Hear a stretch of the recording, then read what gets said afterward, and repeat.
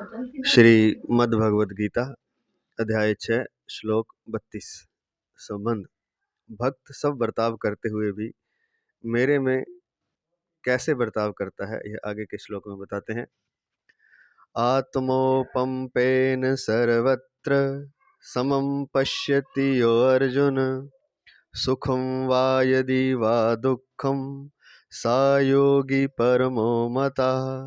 हे अर्जुन, जो भक्त अपने शरीर की उपमा से सब जगह मुझे समान देखता है और सुख अथवा दुख को भी समान देखता है, वह परम योगी माना गया है।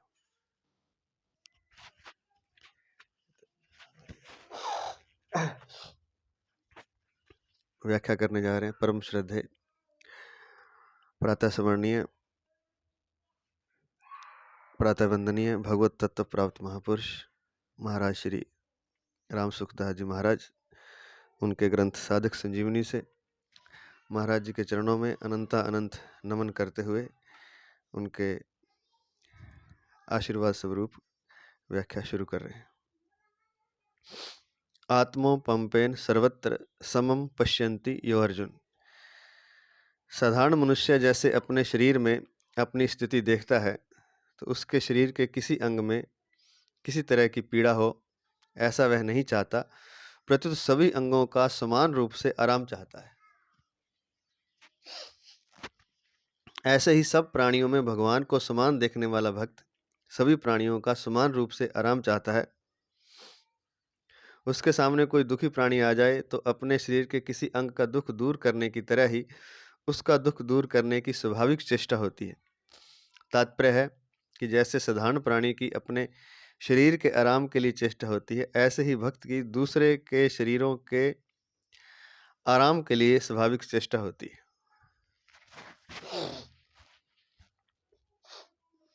जैसे वो कहते हैं कि अपने शरीर में कोई दर्द हो जाए तो हम उसको दूर करना चाहते हैं।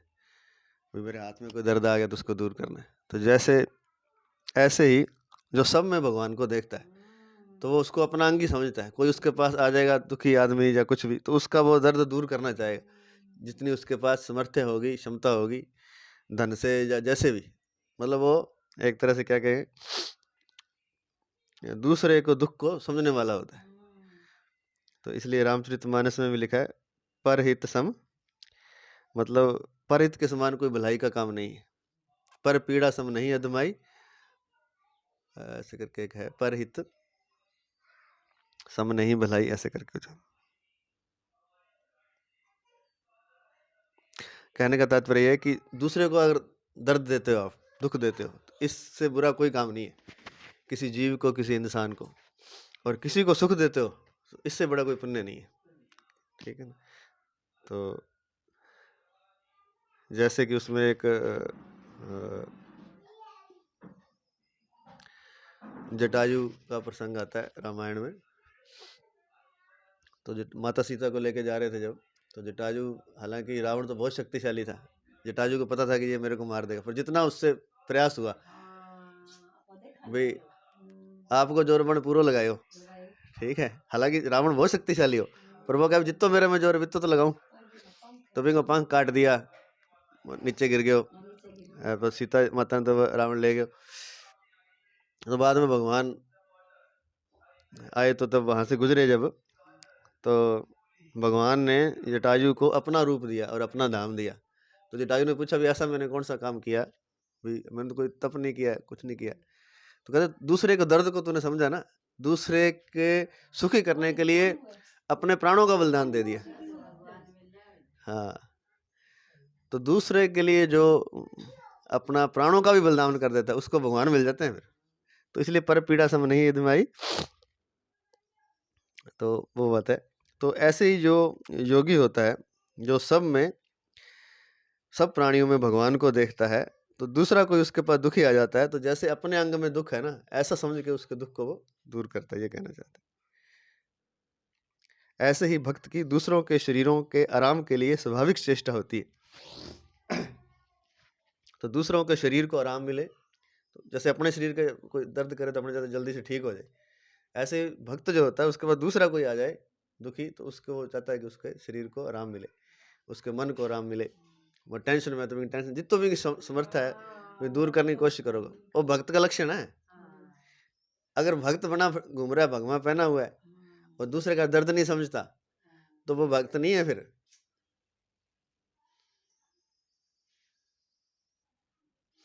सर्वत्र कहने का तात्पर्य है कि उसके द्वारा वर्ण, आश्रम, देश, वेश, संप्रदाय आदि का भेद न रखकर सबको समान रीति से सुख पहुंचाने की स्वाभाविक चेष्टा होती है। ऐसे ही पशु, पक्षी, वृक्ष, लता आदि स्थावर जंगल सभी प्राणियों को भी समान रीति से सुख पहुंचाने की चेष्टा होती है और साथ ही साथ उनका दुख दूर करने का भी स्वाभाविक उद्योग होता है। तो उसके अंदर दूसरों को सुख कैसे पहुंचे, ये नहीं है कि दुखी है तो ही दुख दूर करेगा, वो अपनी तरफ से उसका प्रयास रहता है कि दूसरों का दुख कैसे दूर हो, क्योंकि वो दूसरों को अपने से अलग नहीं देखते। जैसे अपने शरीर का अंग है, इसको हम अलग नहीं देखते, तो वो सब प्राणियों को अपना देखता है।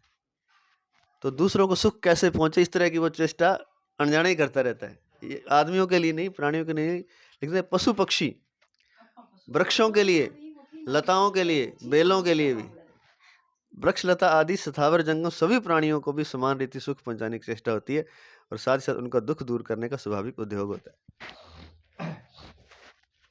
अपने शरीर के अंगों का दुख दूर करने की समान चेष्टा होने पर भी अंगों में भेद दृष्टि तो रहती ही है और रहना आवश्यक भी है।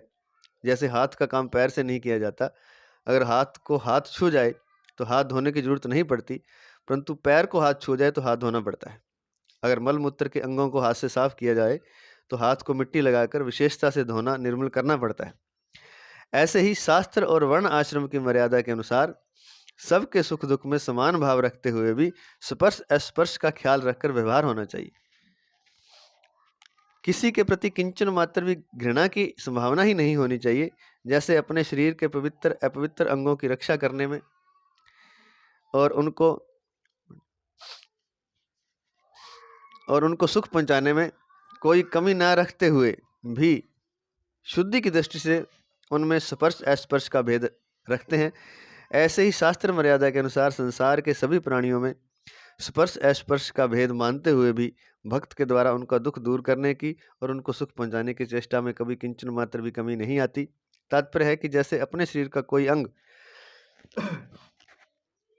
अस्पर्श्य होने पर भी वह अप्रिय नहीं होता, ऐसे ही शास्त्र मर्यादा के अनुसार कोई प्राणी अस्पर्श्य होने पर भी उसमें प्रियता हितैषिता की कभी कमी नहीं आती।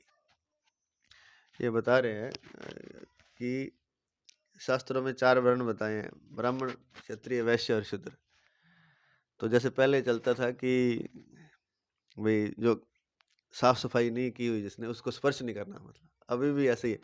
भाई नहाया दो एक व्यक्ति है और एक अभी नहाया नहीं है, तो उसको स्पर्श करने से ये माना जाता है कि वो नहाया हुआ अभी अशुद्ध हो गया। तो ऐसे जो कोई ऐसे काम करते हैं सफाई का, गंदगी साफ करने का, अगर वो नहीं नहाया हुआ तो उसको छूने से ठीक नहीं होता, कहने का मतलब। तो अलग अलग, जैसे ब्राह्मण का काम था जो पूजा पाठ करना, अब वो शूद्र से तो पूजा पाठ नहीं कराएंगे मंदिर में। क्षत्रिय का काम था रक्षा करना, तो वो क्षत्रिय रक्षा करेगा। और वैश्य का काम था ये व्यापार करना, और ये किसान ये खेती करना। तो कहने का मतलब ये है कि जैसे वो कहते हैं अपने मल मूत्र धोते हैं, अपने सुबह उठ के अपने हाथ से धोते हैं, तो उसके बाद हाथ को साफ करना जरूरी होता है। तो इसका मतलब ये नहीं है कि कोई अंग के अपने किसी अंग से उसको घिरना है। सारे अंग अपना अपना काम है, आंखों का अपना काम है, हाथ का अपना काम है, पैरों का अपना काम है, मल मूत्र का अपना काम है। लेकिन कोई कुछ अंग ऐसे, मतलब उनमें ये मानो कि गंदगी होती है, उनको साफ करना जरूरी है। और अगर उनके हाथ लग जाए तो हाथ धोना पड़ता है। जैसे पैर के हाथ लग जाए, हालांकि अंग तो अपना ही है, कोई घृणा नहीं है पैर माड़ा है गलत है, वो नहीं है, लेकिन अगर हाथ लग जाए तो वो धोना पड़ेगा, क्योंकि पैर नीचे चल रहे हैं, मतलब धरती में कुछ लगा हुआ है उसको, तो हाथ साफ करेंगे हम। खाना खाना है या कोई कीर्तन करना है, पूजा करनी है, वो इसलिए लिखा है कि आजकल क्या है, लोग कहते हैं सब बराबर हैं जी, सब बराबर है। बराबर तो हैं, जैसे अपना कोई पैर है, हाथ है, अंग सारे बराबर हैं, लेकिन यहाँ सफाई की जरूरत है, वहाँ सफाई तो रखनी पड़ेगी। पैर को अगर हाथ लग गया तो उसको धोना तो पड़ेगा ना।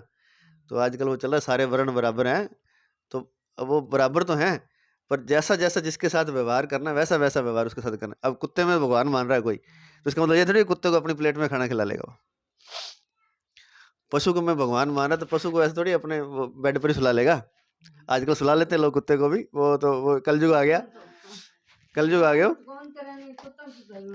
लेकिन वो गलत है, मतलब भी जो जिस अंग का काम है उस अंग का वही काम लेना है, और जो मतलब अस्वच्छ है जो अंग, उसको फिर स्वच्छ करना जरूरी होता है। एक मिनट चुप। तो शास्त्र मर्यादा के कहने का तात्पर्य इनका ये है कि सब में भगवान तो देखता है, लेकिन शास्त्र मर्यादा के ना व्यवहार जैसा है उसके साथ वैसा ही करना पड़ेगा।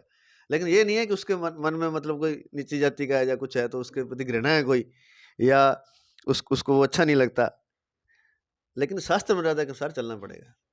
अब जैसे दारू पिए हुआ बंदा है कोई, मान लीजिए मांस मदिरा का सेवन किया हुआ है, उसको अपने घर में घसने देते हैं, बैठाता है कोई अपने पास? हाँ, जब सब सही हो जाएगा, जब वो मतलब दारू नहीं भी होगी, नहा धो के फिर अपने बैठा भी लेंगे। अब मंदिर में ये थोड़ी घर की चल जाएगा, अशुद्ध अवस्था में भी चल जाएगा। मंदिर में जाएंगे तो नहा धो के साफ सुथरे कपड़े पहन के जाना पड़ेगा ना, नियम तो यही है। तो सब चीज बराबर नहीं होती, लेकिन उसका मतलब ये नहीं कि एक चीज के प्रति कोई घृणा है। अपने अंग हैं, कोई मलमूत्र वाले भी अंग हैं, मलमूत्र भी गंदे भी होते हैं, लेकिन उसको साफ करना है, और हाथ लग गया वहां पर तो उसको हाथ को धोना जरूरी है, कहने का ये कहना चाहते हैं।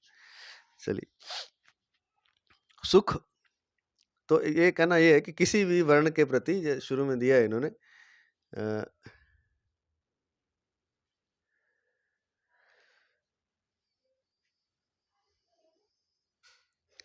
वर्ण आश्रम की मर्यादा के अनुसार सबके सुख दुख में समान भाव रखते हुए भी स्पर्श अस्पर्श का ख्याल रखकर व्यवहार होना चाहिए। कहाँ स्पर्श करना है, कहाँ नहीं करना, लेकिन वर्ण आश्रम की मर्यादा से चलना है। लेकिन ये नहीं है कि किसी के प्रति घृणा है, कोई नीचा है कोई ऊंचा, ये बात नहीं है। पैर नीचे है इसका मतलब ये थोड़ी ये अपने इसको काट देंगे या इससे प्रेम नहीं करेंगे, या पैर में कोई दर्द होगा तो हम इसको संभालेंगे नहीं, या पैर गंदे हो जाएंगे तो उसको साफ नहीं करेंगे। तो व्यवहार तो उसके साथ वर्ण आश्रम के अनुसार ही होगा, लेकिन प्रेम सबके प्रति होगा, सब में भगवान को वो देखेगा। तो ये बात है। सुख व यदि व दुखम, अपने शरीर की उपमा से दूसरों के सुख दुख में समान रहने का तात्पर्य यह नहीं है कि दूसरों के शरीर के किसी अंग में पीड़ा हो जाए तो वह पीड़ा अपने शरीर में भी हो जाए, अपने को भी उस तो अपने शरीर की उपमा से दूसरों के सुख दुख में समान रहने का तात्पर्य नहीं कि दूसरे के शरीर के किसी अंग में पीड़ा हो जाए तो वह पीड़ा अपने, तो दूसरे को अपना समझना, लेकिन उसका मतलब ये नहीं कि दूसरे के पेट दर्द है तो मेरे भी पेट दर्द हो जाए। समान समझने का मतलब ये उसका दर्द दूर करना है, मतलब कहने को उसको कोई दुख है तो उसका दुख दूर करना, ये संत के लक्षण बता रहे हैं। योगी आदमी जो परमात्मा को उपलब्ध हो जाता है, जो सब में परमात्मा को देखता है, उसके लक्षण बता रहे हैं। तो इसका मतलब ये नहीं कि उसके खुद की पीड़ा हो जाए, क्योंकि खुद की पीड़ा हो जाएगी तो फिर वो उसका अपना ही दुख ज्यादा हो जाए, तो दूसरों को कैसे संभालेगा? तो अपने को दुख ही ज्यादा होगा, दुख मिटेगा नहीं, क्योंकि संसार में दुखी प्राणी ही ज्यादा है, और सुखी तो कोई कोई दुखी है सारे। तो सारों को दुख ले लेगा तो फिर वो तो कैसे जिएगा फिर दुख दूर करना, लेकिन अपने में नहीं लेना वो दुख, कहने का मतलब ये संतों के लिए इसमें ना हर एक बात बताई हुई है, छोटी छोटी बारीक बारीक बातें, साधना के हो सब बताई है। दूसरी बात, जैसे विरक्त त्यागी महात्मा लोग अपने शरीर की और अपने शरीर के अंगों में होने वाली पीड़ा की उपेक्षा कर देते हैं, ऐसे ही दूसरों के शरीरों की और उनके शरीरों के अंगों में होने वाली पीड़ा की उपेक्षा हो जाए, अर्थात जैसे उन पर अपने शरीर के सुख दुख का असर नहीं होता, ऐसे ही दूसरों के सुख दुख का भी अपने पर असर न हो, वह भी उपयुक्त पदों का तात्पर्य नहीं है। कोई नहीं, दिक्कत नहीं, कोई बात ठीक ठीक। उपयुक्त पदों का तात्पर्य है कि जैसे शरीर में आसक्त अज्ञानी पुरुष के शरीर में पीड़ा होने पर उस पीड़ा को दूर करने में और सुख पहुंचाने में उसकी जैसी चेष्टा होती है, तत्परता होती है, ऐसे ही दूसरों का दुख दूर करने में और सुख पहुंचाने में भक्त की स्वाभाविक चेष्टा होती है, तत्परता होती है। अब ये एक बात और बता रहे हैं कि जो ज्ञानी महात्मा लोग होते हैं, पुरुष विरक्त त्यागी महात्मा होते हैं, उनको खुद को दर्द वो होता नहीं, वो दर्द से परे होते हैं, मतलब उनके शरीर में कोई, अगर उनके शरीर में पीड़ा होती है तो उसकी उपेक्षा कर देते हैं। संत महात्मा ना उसको ध्यान नहीं देते, भाई अपन छोटो दर्द हो जाए तो मैंने बहुत ज्यादा महसूस करा, वे महसूस को नहीं करे, लेकिन इसका मतलब ये नहीं है, वो ये कहना चाह रहे हैं कि दूसरे के शरीर में पीड़ा हो रही है तो उसको भी समझे कोई बात नहीं, मैं तो सुन, तू ही ना सहन कर। दूसरे की पीड़ा को पीड़ा समझना, अपनी को नहीं समझना। जैसे किसी के हाथ में चोट लग गई और वह लोक समुदाय में जाता है तो उस पीड़ित हाथ को धक्का न लग जाए, इसलिए दूसरे हाथ को सामने रखकर उस पीड़ित हाथ की रक्षा करता है और उसको धक्का ना लगे ऐसा उद्योग करता है। परंतु उसके मन में कभी यह अभिमान नहीं आता कि मैं इस हाथ की पीड़ा दूर करने वाला हूँ, इसको सुख पहुंचाने वाला हूँ। वह उस हाथ पर ऐसा एहसान भी नहीं करता कि देख हाथ, मैंने तेरी पीड़ा दूर करने के लिए कितनी चेष्टा की। वो कहते हैं आपके एक हाथ में कोई चोट लगी, दूसरा हाथ को ऊपर ऐसे रखते हुए इसको ज्यादा ना लग जाए, पहले लगी हुई है। तो अगर ऐसा करता है तो वही ये हाथ है, इस हाथ को ये थोड़ी कहता है वही देख मैंने तेरे कितना एहसान किया, मैं तेरे को संभाल के रखता हूँ। कहने का मतलब संत जो महापुरुष हैं वो दूसरे का दर्द दूर करते हैं, लेकिन एहसान नहीं जताते। वो अगर एहसान जता दिया अपने तो वही कोई चीज करने के लिए, भाई मैंने तेरे को 100 रुपया दिया था तब मैं तेरा इतो करो, मैं तेरा इतो करो, ये गलत बात होती है। जो कर दिया उसको भूल जाओ, तभी उसका फल। अगर आपने जता दिया एहसान तो परमात्मा की किताब में वो आपका एहसान खत्म हो गया, मतलब वो जो पुण्य मिलना था ना आपको वो खत्म हो जाएगा। तो ये बात कह रहे हैं कि उस पर एहसान नहीं करते। वो ऐसा तो नहीं कहते कि मैंने तेरी पीड़ा दूर करने के लिए कितनी चेष्टा की, देख हाथ। पीड़ा को शांत करने पर वह अपने में विशेषता भी अनुभव नहीं करता। ऐसे ही भक्त के द्वारा दुखी प्राणियों को सुख पहुंचाने की चेष्टा स्वाभाविक होती है। उसके मन में यह अभिमान नहीं आता कि मैं प्राणियों को दुख दूर कर रहा हूँ, दूसरों को सुख पहुंचा रहा हूँ। ये अभिमान नहीं आता संत महात्मा कि मैं दूसरों का दुख दूर करता हूँ, उनको सुख पहुंचाता हूँ।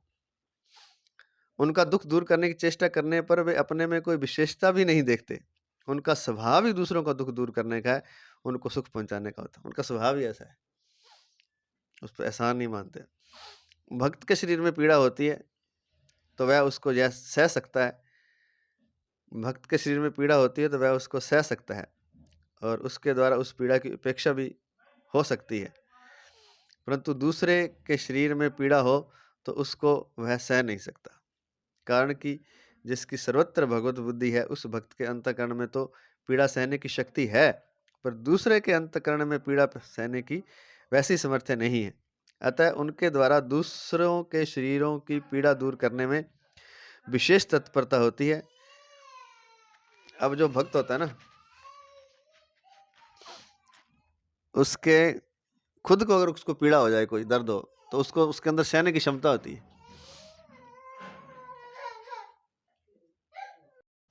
तो जो परमात्मा का भक्त होता है उसमें पीड़ा सहने की क्षमता होती है, वो दर्द को सह लेता है। कई लोग अपने देखते हैं कि कई तो थोड़ा सा दर्द हो जाए तो ज्यादा शोर मचाते हैं, ये हो गया ये हो गया। कईयों को सहने की क्षमता होती है। मामा जी को नहीं गंगा नराड़ा, वह कितना ही दर्द हो जाए उनके, सरिया इधर वो ऑपरेशन किया हुआ था, सरिया यहाँ से निकल गए थे, परवाह ही नहीं करते थे वो। कईयों की क्षमता होती है दर्द सहने की। ऐसे जो संत महापुरुष होते हैं ना वो अपना दर्द तो सह लेते हैं, दूसरे का दर्द नहीं सहते वो। तो ये बात बता रहे हैं, जैसे उदाहरण दिया, इंद्र ने बिना किसी अपराध के दधीची ऋषि का सिर काट दिया। पीछे अश्विनी कुमारों ने उनको पुनः जिला दिया, जिंदा कर दिया। परंतु जब इंद्र का काम पड़ा तब दधीची ने अपना शरीर छोड़कर उनको वज्र बनाने के लिए अपनी हड्डियां दे दी। यह एक कहानी सुनी होगी कि इंद्र ने, एक ऋषि थे, दधीची ऋषि था उनका नाम, उनका सिर काट दिया था, कोई बात थी तो, और अश्विनी कुमारों ने ऋषि को पुनः जीवित कर दिया वापस। अब कोई अपना सिर काट जाए और उसको काम पड़े अपने से, अपने करेंगे उसका काम? जिसने अपना सिर काटा हो, कभी नुकसान पहुंचाया हो, कोई नहीं करते ना। तो दधीची ऋषि, इंद्र एक राक्षस पैदा हो गया था बहुत बड़ा, तो वो इतना बड़ा था कि वो कहते हैं कि 7 हाथ जब जिस दिन पैदा हुआ ना, तो उस दिन एक दिन में 7 हाथ बढ़ जाता था। मतलब आज इतना तो दूसरे दिन कमरे जितना हो जाता था, और अगले दिन उससे 7 हाथ, मतलब ये मतलब 10 फुट रोज बढ़ जाता था चारों तरफ से। वो कुछ ही दिनों में वो आकाश तक बड़ा हो गया। वो राक्षस इतना बड़ा हो गया कि देवता उसको मार नहीं सके। उसका नाम शायद वृत्रासुर या वृक्कासुर था, वृत्रासुर था शायद, वृत्रासुर। अब उसको कोई नहीं मार सके, सारे देवता परेशान हो गए, तो वो भगवान के पास गए। तो भगवान ने कहा भी दधीचि ऋषि है ना, दधीचि ऋषि, उसकी हड्डियों से अगर बनाओगे ना कोई खड़ग, उससे वो मारा जाएगा। तो क्या दधीचि ऋषि अपनी हड्डियां क्यों देगा भाई, वो तो मतलब प्राण त्याग करना पड़ेगा। क्या भाई वो बहुत ऋषि हैं, महात्मा हैं, वो जाके बात तो करो आप। वो अपने दूसरों के हित के लिए अपने प्राणों का भी बलिदान कर देते हैं। ये उदाहरण दिया है, ऋषि ऐसे होते हैं। इंद्र ने उसका पहले सिर काटा हुआ था, इंद्र ही गया फिर आगे कि ऐसे करके बात है। तो उन्होंने ये नहीं कहा कि पहले तू ऐसे किया था मेरे साथ, अब मैं नहीं। वो कहता जी मैं अपने शरीर के, उन्होंने अपने प्राण त्याग दिए और अब मेरी हड्डियां ले जाना, और उससे फिर वो उन्होंने वज्र बनाया और उसका वध किया। तो ये संत के लक्षण बता रहे हैं। जैसे अपने सुनते भी अभी वो एक नदी में कोई वो क्या बोलते हैं, मकड़ी, हिंदी में क्या बोलते हैं उसको, बिच्छू था। तो नदी में जा रहा था, तो कोई संत महापुरुष उसको पानी से बाहर निकाला भी, चलो मर जाएगा, उसने काट लिया। फिर उसको पानी से बाहर फिर काट लिया, उसने 5-7 बार काट लिया। तो उसने कहा भी, कोई देख रहा था, उसने कहा भी ऐसे ये तो जहर छोड़ रहा है, अभी आप इसको बार बार बचा रहे हो। कहता इसका काम जहर छोड़ना, मेरा काम बचाना है इसका। तो संत महापुरुषों के ये लक्षण होते हैं। यहाँ शंका तो हो सकती है कि अपने शरीर के दुख की तो उपेक्षा होती है और दूसरों के दुख की अपेक्षा नहीं होती। या तो विषमता हो गई या समता कहाँ रही। इसका समाधान है कि वास्तव में यह विषमता समता की जनक है, समता को प्राप्त कराने वाली है। यह विषमता समता से भी ऊंचे दर्जे की चीज है। साधक साधन अवस्था में ऐसी विषमता करता है तो सिद्ध अवस्था में भी उसकी ऐसी ही स्वाभाविक प्रवृत्ति होती है, परंतु उसके अंतःकरण में किंचन मात्र भी विषमता नहीं आती। तो इसमें ये बता रहे हैं, एक शब्द आता है यहाँ समता। समता का मतलब होता है सबको समान समझना। जैसे वो दूसरों को में भी परमात्मा को देख रहा है, तो इसका मतलब सबको समान समझता है। जैसा मैं हूँ वैसा ही सामने वाला है।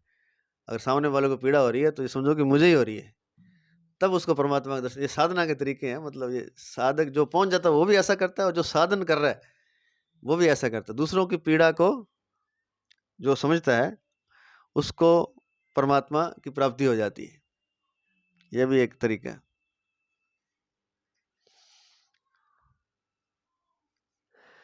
तो उसको बोलते हैं समता। समता मतलब सबको सम समझना, सबको बराबर समझना। अब जो साधक है वो दूसरों के दुख को तो समझता है, लेकिन अपने में दुख होता है तो उसको वो उपेक्षा कर देता है, मतलब इग्नोर कर देता है उसको। तो ये कहते हैं कि ये समता से भी ऊंचे दर्जे की चीज है। अगर ऐसा वो करता है, अपने दर्द को समझता नहीं, दूसरे को दर्द, ये बहुत बड़ी बात है। इसका बताता हूँ आपको मैं। परंतु उसके अंतःकरण में किंचित मात्र विषमता नहीं आती। जैसे आज जो बात कर रहे थे, जब दूसरों के लिए जो दर्द सहता है ना जो व्यक्ति, वो दर्द सहने वाला बड़ा होता है, महान होता है। जैसे पहले, अब तो वो समय कलयुग आ गया। पहले जो मतलब शादी होके जो बहू आती थी, जो घर की स्त्री होती थी, वो सारा दिन मतलब सास की सेवा कर रही है, ससुर की कर रही है, घर के पशुओं को भी संभाल रही है, घर को साफ सफाई कर रही है, खाना बना रही है, वो सारा दिन ही लगी हुई है। मतलब तो वो किस लिए लगी रहती है कि दूसरे सुखी रहे, सास ससुर को सुख पहुंचे, पति को सुख पहुंचे, बच्चे सुखी रहे। मतलब पीड़ा सहती थी वो। ऐसा नहीं कि उसको थकती नहीं थी, कि उसको तकलीफ नहीं होती थी, कि दर्द नहीं होता था। वो दूसरों के लिए पीड़ा सहती। जो पीड़ा सहने वाला वो महान होता है। और ये साधना होती है एक। मतलब अगर कोई अच्छी लेडीज है, वो अगर घर को ही संभाल लेती है ना सही तरीके से, तो ये उसकी तपस्या है। उसको मतलब पति उसको डांट भी रहा है, मान लो मार भी दिया कभी, अगर वो आगे से नहीं बोली, दुख सह रही है वो, तो ये उसकी तपस्या होगी। उसको अलग से भगवान की पूजा करने की जरूरत नहीं है। वो सीधी उसको कहता सती सवित्री। वो सती वो जो होती थी, इस तरह से जो चलती थी ना, वो मतलब आगे से कोई जवाब ही नहीं देना। दर्द मिले तो दर्द कर, लेकिन अपने दूसरे को सुख पहुंचाना है। घर वाले हो सके सास उसको डांटती हो, मारती हो, लेकिन वो सास की सेवा ही कर रही है। तो आजकल तो ऐसा ये समय है ही नहीं, अब तो खत्म हो गया। लेकिन ये एक तपस्या है, ये एक तपस्या है।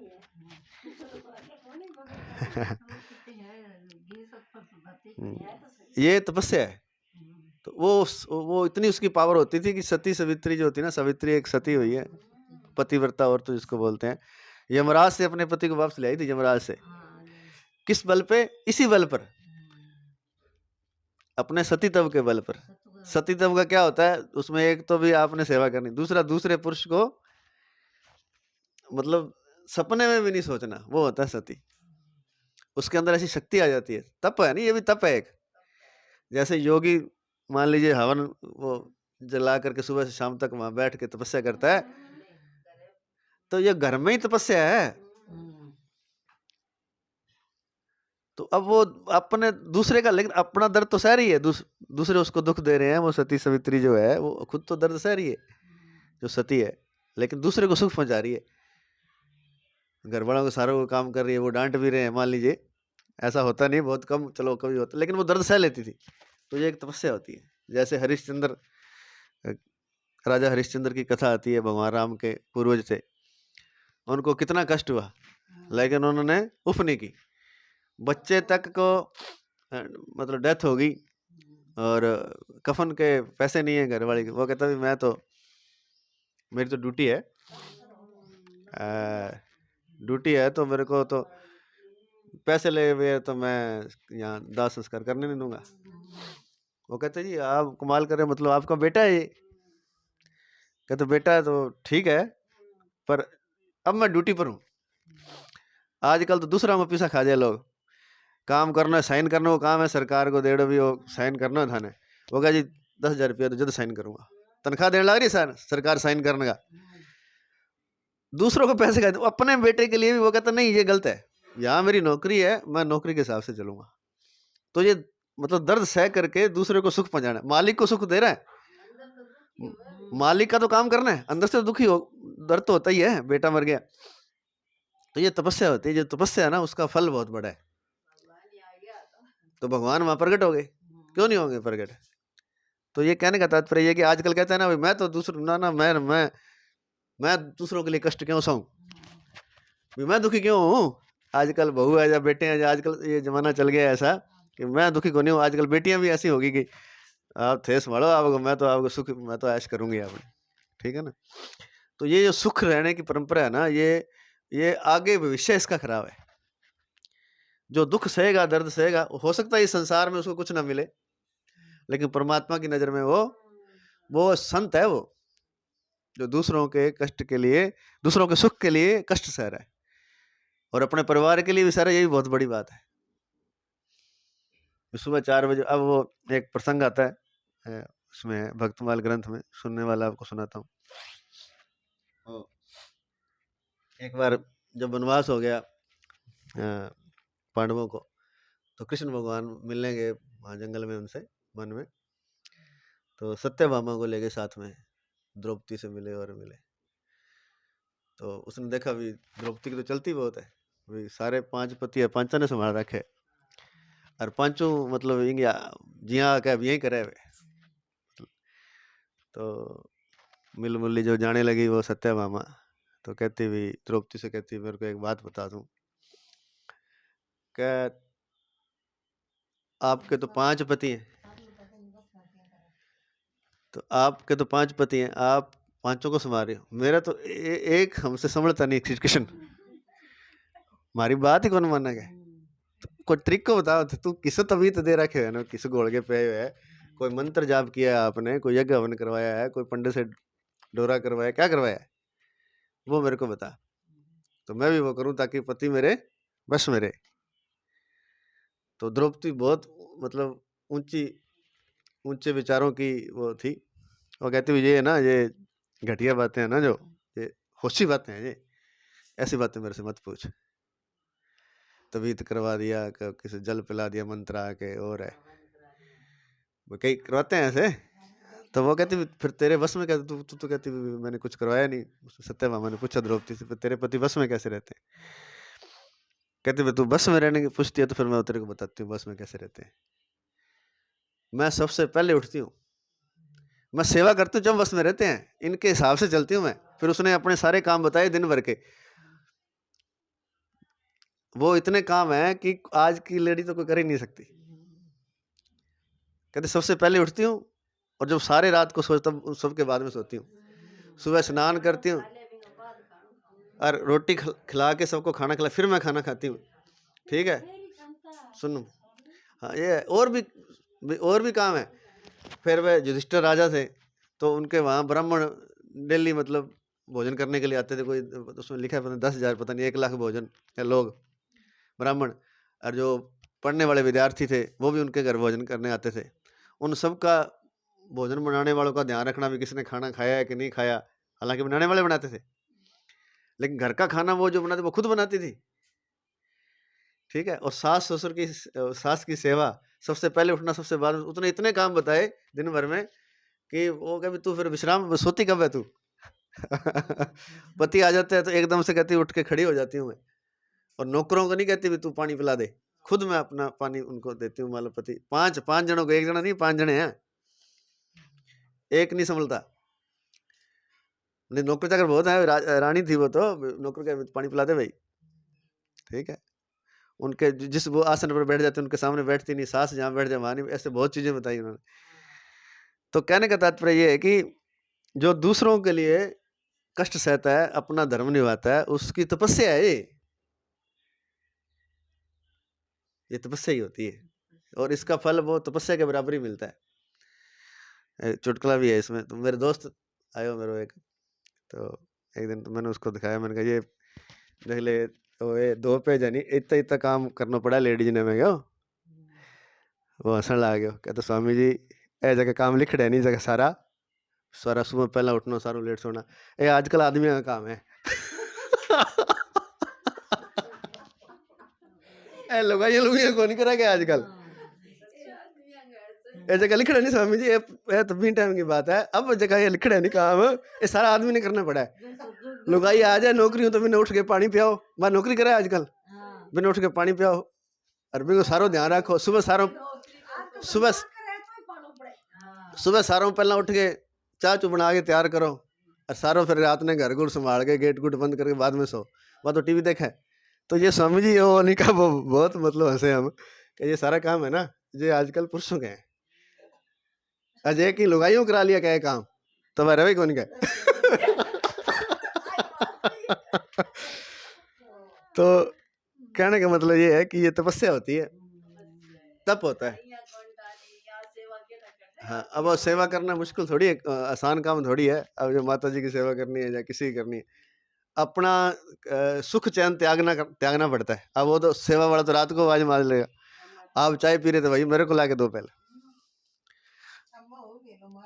तो सेवा करना बड़ा मुश्किल काम है, और जो कष्ट सहकर, ये कहने का मतलब जो संत पुरुष होता है, जो योगी होता है, जो भक्त होता है, वो अपना कष्ट सह लेता है, अपने दुख सह लेता है, लेकिन दूसरे को सुख देता है। और ये भक्ति है, इससे बड़ी कोई भक्ति नहीं है। वो एक तो राम राम जप रहा सारा दिन और दे रहा सबको घर में कष्ट, ठीक है, उसकी भक्ति वो निरर्थक हो जाती है। तो ये बात थी।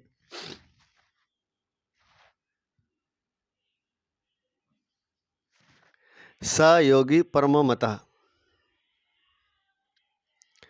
उसकी दृष्टि में सिवाय परमात्मा के कुछ नहीं रहा।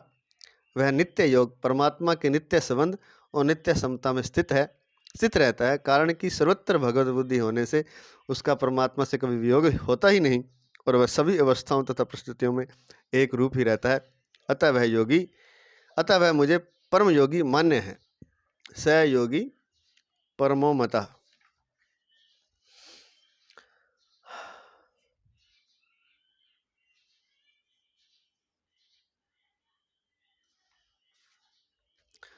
कहने का मतलब ये है कि वो सब में परमात्मा देखता है। जो सेवा करता है ना, सेवा ऐसे करनी इंसान समझ के करेंगे तो मुश्किल होती है।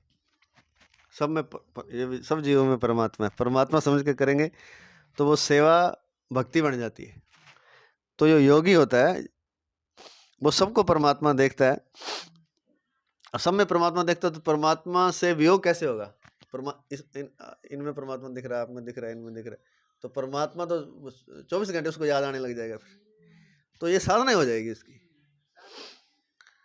तो नित्य समता में स्थित रहता है, कारण कि सर्वत्र भगवत बुद्धि, सब जगह भगवान को देख रहा है, तो इस कारण से भगवान से उसका कभी, परमात्मा से कभी वियोग होता ही नहीं।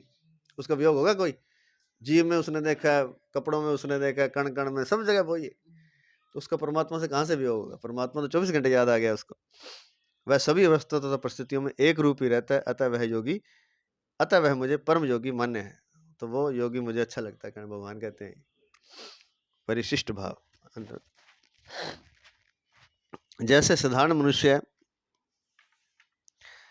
शरीर में अपने को देखता है, शरीर के किसी भी अंग की पीड़ा ना चाहकर, किसी भी अंग से द्वेष ना करके सब अंगों को समान रूप से अपना मानता है, ऐसे ही भक्त संपूर्ण प्राणियों में अपने अंशी भगवान को देखता है और सबका दुख दूर करने तथा सुख पहुँचाने की समान रूप से स्वाभाविक चेष्टा करता है। वह वस्तु, योग्यता और सामर्थ्य को अपनी ना मानकर भगवान की मानता है। जैसे गंगा जल से गंगा का पूजन किया जाए, दीपक से सूर्य का पूजन किया जाए, ऐसे ही भक्त भगवान की वस्तु को भगवान की सेवा में अर्पित करता है। उसके लिए त्वदीयम वस्तु गोविंद तुभ्यमेव समर्पय, ये श्लोक है गीता में, कि तेरी ही वस्तु है, तुझे ही समर्पित करता हूँ। ये भी बहुत बड़ी बात है, ये समझने वाली बात है।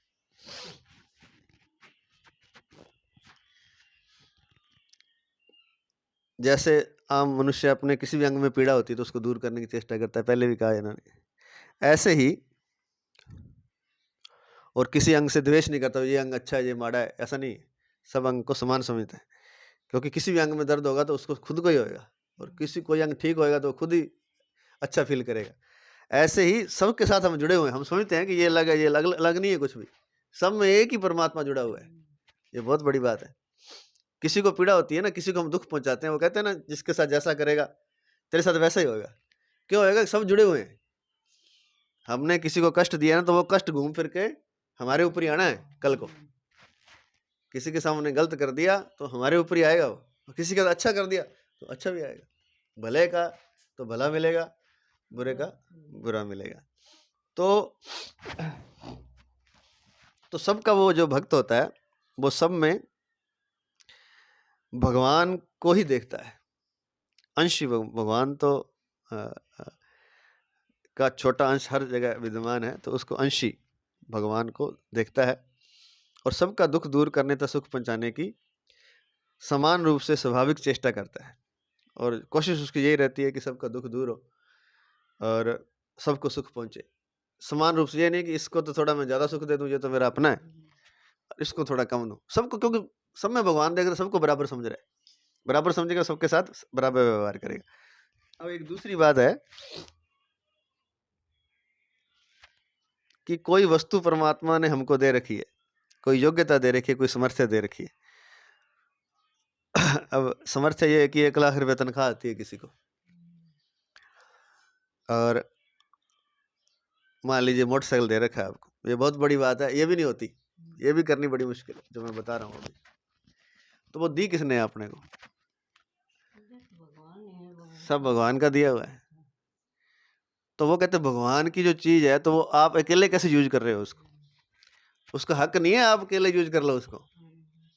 भगवान की दी हुई चीज को आप अगर अपने लिए केवल यूज करते हैं, उपयोग करते हैं, तो वो फिर वो गलत है, उसका फिर दुख ही मिलेगा आपको। कहने का तात्पर्य है कि 1 लाख मिला है ना, तो उसको दूसरों, अपने लिए तो कम यूज करो, दूसरों के लिए ज्यादा लगाओ। ऐसा कोई कर, और आज को कलयुग में तो वही बात है, फिर ये बातें भी नहीं होती। कोई आपके पास साधन है, कोई आपके पास चीज है, तो अपने लिए यूज की दूसरों को भी दो। या आपने 1 लाख रुपया कमाया और 1 लाख खुद ही खा गए अकेले ही, हालांकि 10% कहते हैं कि 10% दान करना चाहिए, कम से कम है। और जिन्होंने ये ग्रंथ लिखा है, राम सुखदास जी महाराज, परम पूज्य महाराज जी, ये पता क्या कहते हैं? ये कहते हैं अगर 1 लाख तनख्वाह है ना, तो आपका हक है सिर्फ 10,000 यूज करने का। सही हक तो वो है, फिर आपको पाप नहीं लगेगा।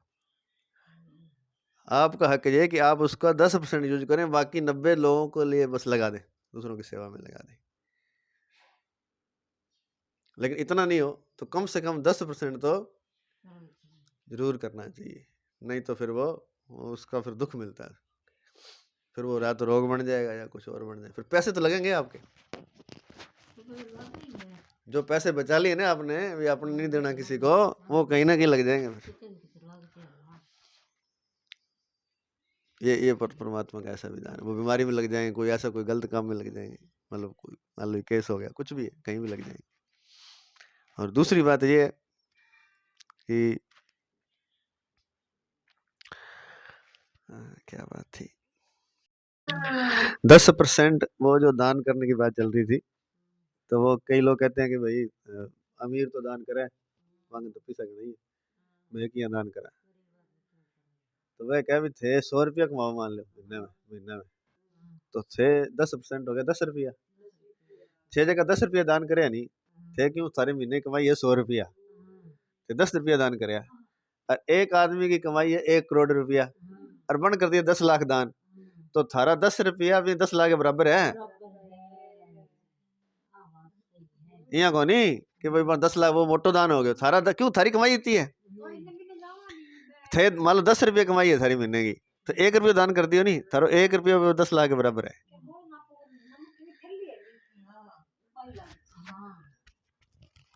तो ये बात थी।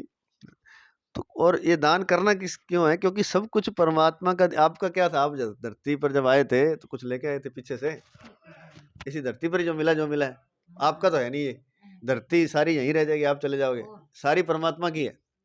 जो धन आपको दे रखा है वो परमात्मा ने कोई आपको दे दिया, चलो कृपा करके, हाँ, तो वो दे दिया, तो आप उसके मालिक कैसे बन गए?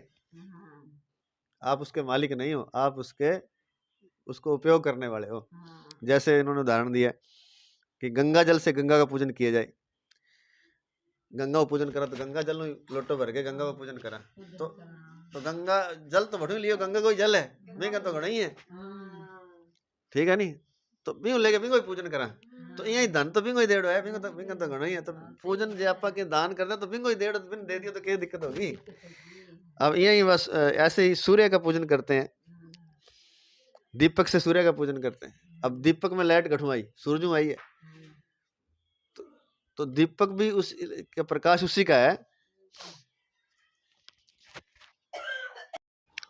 सूर्य का पूजन करना हो तो दीपक से करते हैं, मतलब दीपक दिखावा ना सूर्य ने, तो दीपक में लाइट कहाँ से आई, सूर्य से आई, तो कोई एहसान थोड़ी किया सूर्य पर।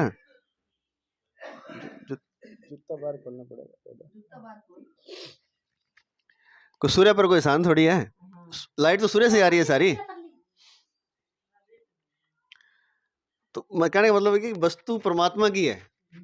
अब गंगा जल का पूजन किया तो गंगा में से एक लोटा भरा जल का और गंगा को अर्पित कर दिया, तो आपका तो कुछ नहीं लग रहा। ऐसे ही दीपक से सूर्य का पूजन, और जो भी वस्तु भगवान ने दे रखी है वो आपकी नहीं है। हम कह रहे हैं कि ये वस्तु मेरी है, ये मकान मेरा है, ये फलाना मेरा, ये शरीर मेरा है, ये है सब परमात्मा का दिया हुआ। जब इस धरती पर है तभी उसके बाद ही मिला सब कुछ, धरती के आने के बाद, और जब जाएंगे वो जो मिला है वो सारा यहीं रह जाएगा। लोगों के पास वो कई कई किलोमीटर तक जमीन है, वो भी यहीं रह जाएगी। ना तो वो 10 बाई 10 का कमरा जाएगा किसी के साथ, और ना वो किलोमीटर तक जमीन है कई उम्र में, वो भी यहीं रह जाएगी, उसके साथ नहीं जाएगी उसकी। तो कहने का तात्पर्य है कि जो वस्तु भगवान ने आपको दे रखी है वो भगवान की है, उसके आप मालिक मत बनो, उसको उसी की सेवा में लगाना है। इसलिए आरती में भी कहते हैं ना, तेरा तुझको अर्पण क्या लागे मेरा, वो कहते तो रोज हैं, और क्या मेरा तो मेरा ही है, ठीक है ना। तो एक दूसरी बात ये थी कि वो आप इसमें आ गई वैसे पहले में, तो कहने का मतलब ये है कि जो वस्तु परमात्मा ने दे रखी है वो आपकी नहीं है। अगर आप उसकी सेवा में लगा देते हो तो कोई बड़ा एहसान नहीं करते परमात्मा पर, क्योंकि उसकी ही वस्तु उसको ही दे रहे हो। जैसे गंगा,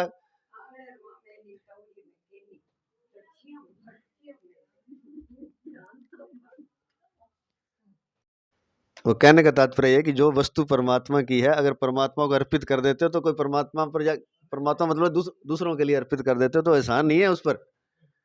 अभी पहले आया था कि कोई 10 रुपए दे के उसको कहे मंत्र को तब 10 रुपए दिए थे, तो ये एहसान जताने की जरूरत नहीं है। गंगा का पूजन करने, हरिद्वार के गंगा का पूजन किया तो गंगा में से एक लोटा उठा के गंगा को चढ़ा दिया, गंगा का एहसान कर दिया क्या? सूरज इतना बड़ा प्रकाश देता है, उसके सामने एक दीपक जला दिया, प्रकाश तो सूरज से ही आ रहा है, तो सूरज पर कोई एहसान नहीं है, उसका ही है वो। आपके पास कोई 1 लाख रुपए उसमें से कुछ दान कर दिया तो एहसान नहीं किया। अपने तो करते नहीं, एहसान तो बाद की बात है, पहले करते नहीं है। क्योंकि कारण ये है कि वो वस्तु उसी की है।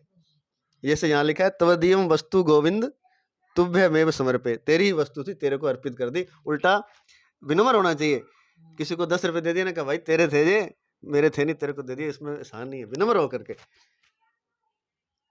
मतलब हम तो उल्टी बात करते हैं और शास्त्र में उससे विपरीत लिखी हुई बात है कि अगर किसी को दे दिया तो उसका था, जिसको आपने दे दिया उसी का था, वो आपका नहीं था। तो तेरा तुझको अर्पण क्या लागे मेरा। जैसे शरीर के सब अंगों से यथा योग्य व्यवहार करते हुए भी उनमें आत्मबुद्धि एक ही रहती है तथा उन अंगों की पीड़ा दूर करने तथा उनको सुख पहुंचाने की चेष्टा भी समान रहती है, ऐसे ही जैसा देव वैसी पूजा के अनुसार ब्राह्मण और चंडाल, साधु और कसाई, गाय और कुत्ता आदि सबसे शास्त्र मर्यादा के अनुसार यथा योग्य व्यवहार करते हुए भी भक्त की भगवत बुद्धि में तथा उनका दुख दूर करने और उनको सुख पहुंचाने की चेष्टा में कोई अंतर नहीं आता। इसमें यह है कि ये जो श्लोक है ना, पहले भी बताया था इसमें कि हे अर्जुन, जो भक्त अपने शरीर की उपमा से सब जगह मुझे समान देखता है और सुख अथवा दुख को भी समान देखता है, वह परम योगी माना गया है। जैसे मेरे शरीर में, मान लीजिए किसी के शरीर में कोई कष्ट होता है, पैर में दर्द है, तो पैर में दर्द हमने दूर करेंगे उसको, ये तो नहीं कहेंगे पैर अलग है। हाथ में दर्द है तो हाथ का दर्द दूर करने की कोशिश करेंगे, गोली खाएंगे, जैसे भी करेंगे।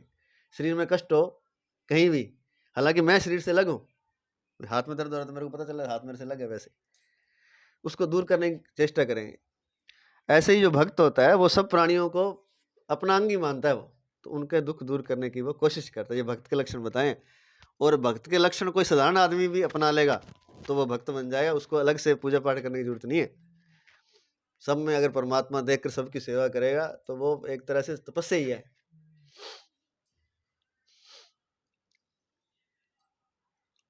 जैसा देव वैसी, अच्छा फिर इन्होंने एक बात और बताई है कि ब्राह्मण और चंडाल, साधु और कसाई, गाय और कुत्ता। अब गाय को तो हिंदू धर्म में, अपने सनातन धर्म में पूज्य माना गया। कुत्ते को घर में नहीं घुसाना होता। वैसे तो शास्त्र ये कहता है कुत्ता चंडाल का रूप होता है, राक्षस का रूप होता है। उसको घर में रोटी डालनी होती है उसको, लेकिन उसको घर में नहीं घुसाना होता, गेट के अंदर नहीं चाहिए, गाय अंदर होनी चाहिए। अब उल्टा हो गया, कुत्ते तो चले गए बेडरूम में, वो तो गाय तो पता को नहीं आगट है, हाँ, और कुत्ता सागा सो है। तो मतलब गाय की दर्जा बहुत ऊंचा, कुत्ते का नीचा। ऐसे ही ब्राह्मण का दर्जा बहुत ऊंचा। चंडाल जो होता है, जो शमशान घाट में मुर्दे जलाते हैं, उसको चंडाल बोलते हैं, या जो फांसी देते थे उनको चंडाल कहते थे। उसका दर्जा बहुत नीचा, मतलब वो काम ऐसे कर रहा है। ब्राह्मण का दर्जा ऊंचा, लोगों को ज्ञान दे रहा है, अच्छी चीज बता रहा है। और साधु और कसाई, एक साधु है एक कसाई है जो जानवरों को मार रहा है। लेकिन जो भगवत भक्त है वो सब में परमात्मा देखता है।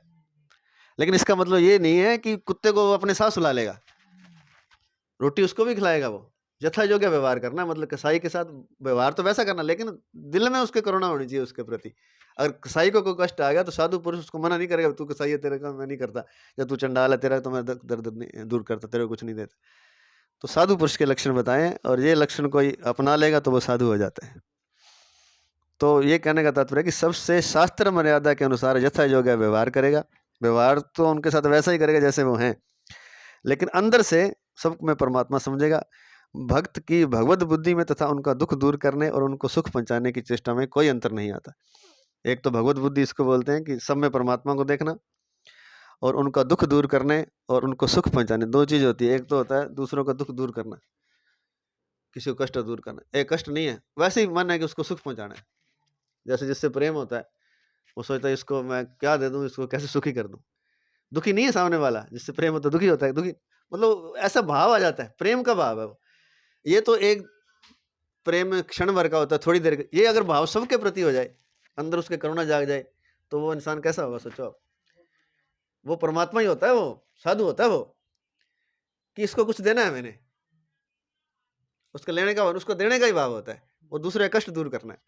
कष्ट नहीं है तो भी मैंने कुछ ना कुछ देना है इसको। तो ये संत बनने के लक्षण है, और संत के ही लक्षण, दो चीजें। संत के लक्षण ऐसे होते हैं, वो देने वाला होता है, लेने वाला नहीं होता। अगर लेने वाला तो फिर वो संत नहीं है। अगर वो पैसे पूसे धन इकट्ठा कर रहा है, वो संत नहीं है। जो बांट रहा है वो संत है।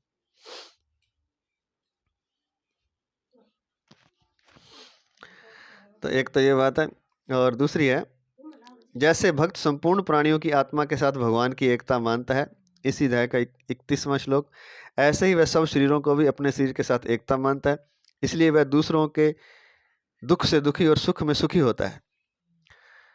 पर दुख दुख, सुख सुख देखे पर, रामचरितमानस के उत्तरकांड में 38:1 में आया है कि दूसरे को दुख को अपना दुख समझता है, और दूसरे के सुख को अपना सुख समझता है। ऐसे नहीं कि दूसरे को सुख मिल गया, दूसरे ने कोठी बना ली तो वो अंदर से जल जाए। उसने कोठी बनाई तो वो उतना ही सुखी होगा जितना जिसने कोठी बनाई है। जिसने दूसरे के सुख में सुख देखेगा और दूसरे के दुख में दुख देखेगा। अगर दूसरे को कष्ट है तो उसको अपना समझेगा। हम करते हैं उल्टा, अपने दूसरे को दुख होता है, अपने खुश खुश हो जाते हैं, बढ़िया कष्ट में आ गया। और दूसरे की कोठी बन गई तो फिर तो बस पूछे ना, हमारे तो बनी को नहीं मांगे बन गई।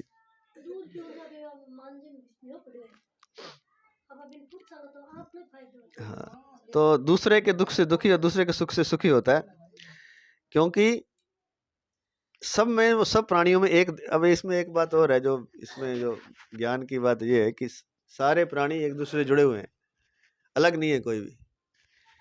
अब अलग मानते हैं तो हम दूसरे को दुख देने की कोशिश करते हैं, मेरे से तो अलग है ये। तो सब प्राणी जुड़े हुए हैं, इसलिए सबको, सबके दुख का बराबर हिस्सेदार अपने को मानना, सबको सुख देना। बस 5 मिनट के रह गए, खत्म ही है। बैठ जाओ, इधर आके बैठ, ऊपर बैठ जाओ, इन्हें आ जाओ।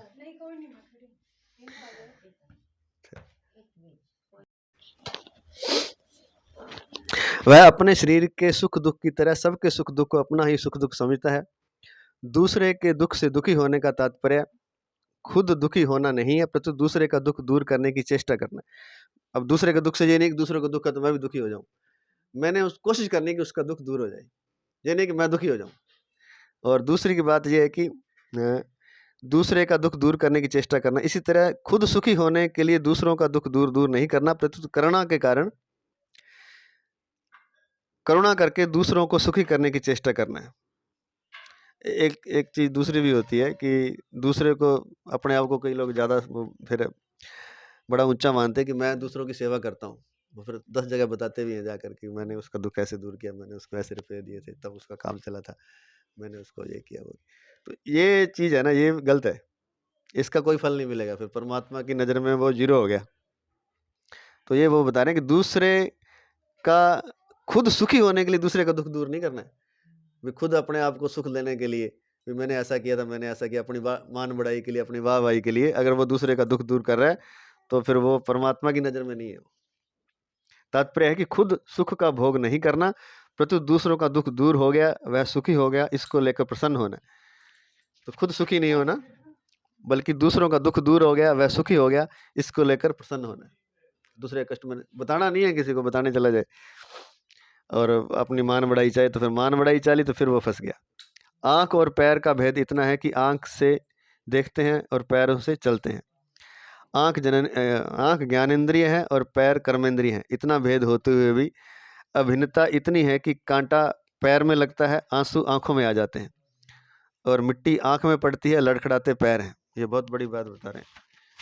ये सबको जो एक समझने वाली बात है ना, वो इसलिए है कि आँख और पैर अलग अलग हैं, आँख दूर भी बहुत है एक दूसरे से। तो ऐसे ही जो दूसरे प्राणी हैं, हम उनसे दूर होते हैं। लेकिन अगर किसी के कांटा गड़ता है, पैर में कांटा गड़ता है, तो आँख में आंसू आएंगे, क्योंकि आँख और पैर जुड़े हुए हैं। ऐसे ही लगता है कि दूसरे ये अलग है, ये अलग है, आप अलग हो जाए, गाय अलग है, ये अलग नहीं है। सब में एक ही धागा परमात्मा का जुड़ा हुआ है, हमसे जुड़े हुए हैं। इसलिए कहा जाता है कि दूसरों की सेवा करो, दूसरों को सुख पहुंचाओ, क्योंकि अगर उनको सुख पहुंचाया तो आपको सुख पहुंचेगा। अगर आपने किसी को कांटा गड़ाया तो आपकी आंख में आने वाले समय में आंसू आने वाले हैं। अगर आपने किसी को दुख पहुंचाया तो पक्का आपको दुख आने वाला है। जुड़ा हुआ नहीं, आप बहुत दूर, आपसे 1000 किलोमीटर दूर रहता है, आपने उसको कोई दुख दे दिया, वो चल के दुःख आपके पास आ जाएगा, वो बंदा तो नहीं आएगा, दुःख आ जाएगा आपके पास। जैसे पैर में काँटा गड़ा तो आँख में आँसू आ गए, और ये दूसरा भी है कि आँख में कंकर पड़ गया तो दिखाई नहीं देता, तो पैर लटकाने लग जाते हैं।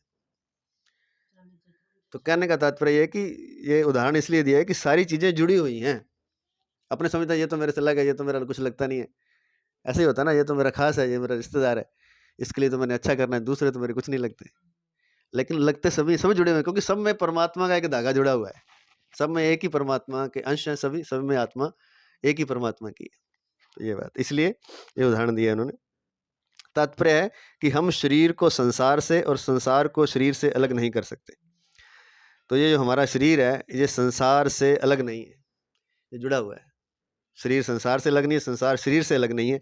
इसलिए अगर हम शरीर की परवाह करते हैं तो वैसे ही संसार की भी परवाह करें, और अगर संसार की बेपरवाह करते हैं तो वैसे ही शरीर को भी बेपरवाह करें। ये बहुत अच्छी बात लिखी। शरीर और संसार जुड़े हुए हैं। अगर हम अपने शरीर की परवाह करते हैं तो संसार की भी परवाह करनी पड़ेगी आपको। ये इतने कष्ट जो दुख आते हैं ना, ये इसलिए आते हैं कि दूसरे की परवाह नहीं करते, कष्ट देते हैं दूसरों को, फिर वो कष्ट आप तक आते हैं वापस लौट करके। और फिर एक बात और लिखी है, कहते संसार की अगर संसार की परवाह नहीं करते तो फिर अपनी भी परवाह मत करो। अपने को कष्ट होता है, फिर कैसे तड़पते हो, फिर कैसे दुख होता है। या तो फिर परवाह किसी की मत करो, संसार की परवाह नहीं तो अपनी भी मत करो। अगर अपनी परवाह है तो संसार की भी परवाह करो। दोनों बातों में चाहे कोई मान ले, इसी में ईमानदारी। दोनों बातों में चाहे कोई मान ले,